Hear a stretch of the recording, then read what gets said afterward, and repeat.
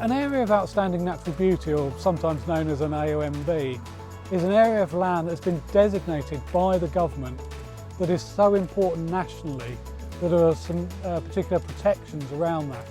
They make up about 15% of England. We run through a partnership, and that partnership can bring together all sorts of different interests. So people like the RSPB, the National Trust, the Wildlife Trust, but we also have the interests of the farmers represented. Areas of outstanding natural beauty are pretty much in private ownership. So we have the Country Land and Business Association, the National Farmers Union, but we also have sort of access groups and representatives of the business and tourism communities.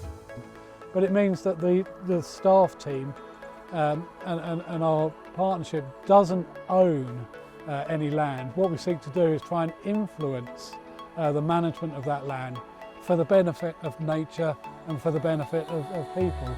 And we secure grants and so forth to further that purpose. So the Coast and Heaths area of outstanding natural beauty runs from Lowestoft on the Suffolk-Norfolk border down into Essex to near Harwich, and that bit in Essex was part of an extension in 2020. And what makes the Coast and Heaths AONB so fantastic is these array of fantastic landscapes, many of them managed by wildlife organisations, but also the farm landscape. And we see lowland grazing marshes with fantastic areas of wildlife. And we see the shingle beaches, some of the most important and rare habitats in England. But also that depth of history. Many of the war defences from Napoleonic Wars right the way through to the Second World War. And of course it is really famous now, or well known now, for its association with a number of contemporary artists. The team that I manage is funded by DEFRA and the local authority, so that's public funding. So all the benefits of people's enjoyment, their well-being, their physical well-being, really do need to be available for everyone in society. Part of my role is to identify where the most important sites are for wildlife and nature, and to try to conserve those best sites, stop them degrading, and also look to try to reinstate some of the lost wildlife. In the Coast and Heaths AONB, we've identified a number of different priority species and habitats. Our flagship species is the redshank, which was decided by a number of different environmental organisations.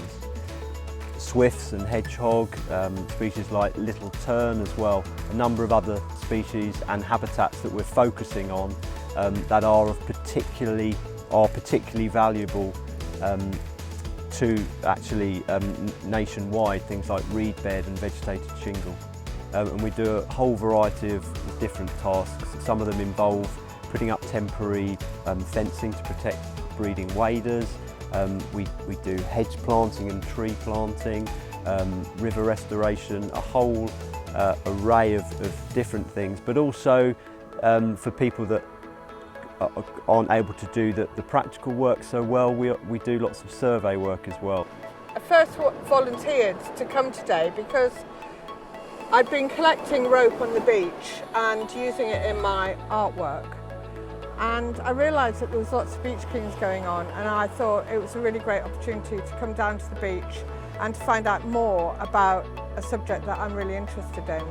I'm really concerned about the plastics in our seas, and by volunteering I'm finding out more, and I'm meeting people who've got a similar mind. You can actually do something about it. It does make me feel good when I get home and think, yeah, I've done something really good today. Future for areas of outstanding natural beauty, there's going to be a lot of challenges. There's a lot of pressures on our landscape and our land for development, but it's a time of great opportunity, that we have a number of grant opportunities that we can funnel money back into communities and businesses where those projects, or we fund projects that support the AONB designation and so on. So I think, the challenges, but I think there's great opportunities as well.